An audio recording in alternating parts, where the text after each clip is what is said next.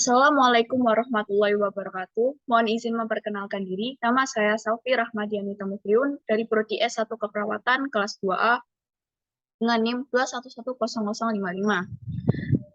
Baik, di sini saya akan menjelaskan mengenai membersihkan jalan nafas bayi segera setelah lahir dan menghitung nilai APGAR dengan dosen pembimbing Ibu Is Fatimawati, SKEP Nurse MKes.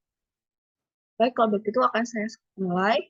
Pertama, saya akan menjelaskan mengenai bayi baru lahir. Bayi baru lahir atau yang disebut juga dengan neonatus ini merupakan individu yang segera bertumbuh dan baru saja mengalami trauma kelahiran, serta harus dapat melakukan penyesuaian diri dari kehidupan intrauterin ke kehidupan ekstrauterin. Bayi baru lahir normal adalah bayi yang lahir pada usia kehamilan 37 hingga 42 minggu dan berat badannya 2.500 hingga 4.000 gram, sehingga memungkinkan bayi lahir dengan keadaan sulit bernafas.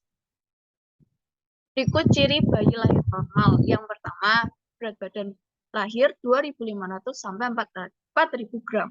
Yang kedua, frekuensi jantung 180 per menit, kemudian menurun sampai 120 hingga 140 denyut per menit. Yang ketiga, pernafasan pada beberapa menit pertama cepat, kira-kira 80 kali per menit, kemudian menurun setelah tenang kira-kira 40 kali per menit. Dan yang terakhir adalah eliminasi, baik urin dan mekonium akan keluar dalam 48 jam pertama. Mekonium berwarna hitam kecoklatan. Baik, di sini saya akan menjelaskan mengenai skor APGAR. Skor APGAR dihitung pada menit ke-1 dan ke-5 untuk semua bayi. Kemudian dilanjutkan setiap 5 menit sampai menit ke-20 untuk bayi dengan skor APGAR kurang dari 7. Skor APGAR menghitung kuantitas dari tanda-tanda klinis depresi neonatal seperti cyanosis, muka pucat, bradykardia, depresi refleks terhadap stimulus taktil, hipotonus, dan apnu atau respirasi yang terganggu. Cara penilaian skor APGAR. Yang pertama, appearance atau warna kulit.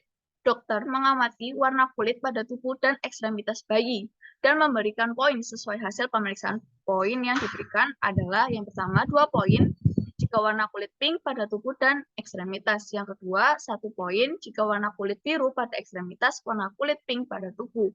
Dan yang terakhir 0 poin warna kulit seluruh tubuh dan ekstremitas biru. Yang kedua ada P, pulse atau denyut jantung. Denyut jantung dihitung dengan menggunakan stetoskop atau dengan menggunakan 2 jari. Denyut jantung dihitung selama 15 detik, kemudian dikalikan dengan 4, sehingga didapatkan denyut jantung selama 60 detik atau 1 menit. Dengan poin yang pertama 2 poin jika lebih dari 100 kali per menit, 1 poin jika kurang dari 100 kali per menit, dan 0 poin jika tidak ada denyut jantung. Selanjutnya adalah G atau gimis atau refleks terhadap stimulus taktil. Dokter mengamati respon bayi terhadap stimulus taktil dan memberikan poin sesuai hasil pemeriksaan. Poin yang diberikan adalah yang pertama 2 poin jika bayi menangis, batuk, dan bersin. 1 poin jika bayi meringis atau menangis lemah saat distimulasi, dan 0 poin jika bayi tidak merespon stimulasi. Lalu ada A atau activity atau tonus otot. Dokter mengamati tonus otot bayi dan memberikan poin sesuai hasil pemeriksaan. Poin yang diberikan adalah yang pertama 2 poin jika bayi bergerak aktif, 1 poin jika bayi melakukan sedikit pergerakan, dan 0 poin jika bayi tidak ada gerakan sama sekali. Dan yang terakhir adalah R, respiration atau pernafasan. Dokter mengamati pernafasan bayi dan memberikan poin sesuai hasil pemeriksaan. Poin yang diberikan yang pertama ada 2 poin jika pernafasan baik dan teratur, lalu bayi menangis kuat, 1 poin jika pernafasan lemah dan tidak teratur, dan 0 poin jika bayi tidak bernafas sama sekali.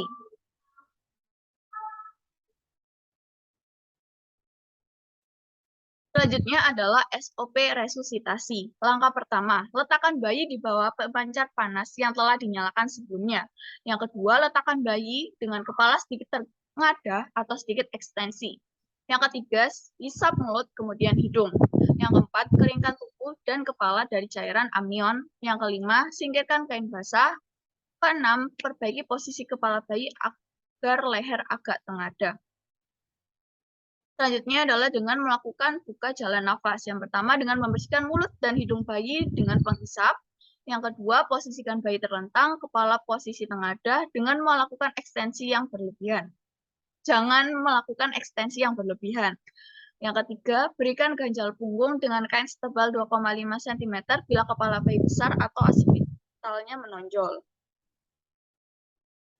Selanjutnya, jika pernafasan dangkal atau bayi tersengal-sengal, maka lakukan hisap lendir mulai dari mulut kemudian hidung. Penghisapan jangan terlalu lama. Penghisapan dilakukan sampai 6 detik saja. Selanjutnya adalah evaluasi pernafasan, frekuensi jantung, dan warna kulit dari bayi. Dan yang terakhir, jika ketuban keruh atau bercampur dengan mekonium kental, bila bayi menunjukkan usaha nafas yang baik, tonus otot yang baik, dan frekuensi jantung lebih dari 1 kali per menit, maka cukup membersihkan sekret dan mekonium dari mulut dan hidungnya saja menggunakan balon penghisap yang biasa digunakan atau kateter penghisap berukuran 12F hingga 14F. Selanjutnya adalah rangsangan taktil dengan menepuk atau menyentil telapak kaki bayi. Dan yang kedua, menggosok punggung, perut, dada, atau ekstremitas bayi. Dan yang terakhir adalah evaluasi kondisi bayi. Yang dievaluasi yang pertama, nilai pernafasan bayi dengan melihat pengembangan dada dan warna kulit. Dengarkan suara nafas di seluruh lapangan paru dengan stetoskop. Dan yang kedua, nilai denyut jantung dengan mendengar irama jantung. Menggunakan stetoskop, hitung frekuensi denyut jantung. Dan yang terakhir, nilai warna kulit. Apakah kemerahan atau sianosis perifer atau sianosis sentral. Baik, sekian penjelasan saya. Semoga bermanfaat. Terima kasih.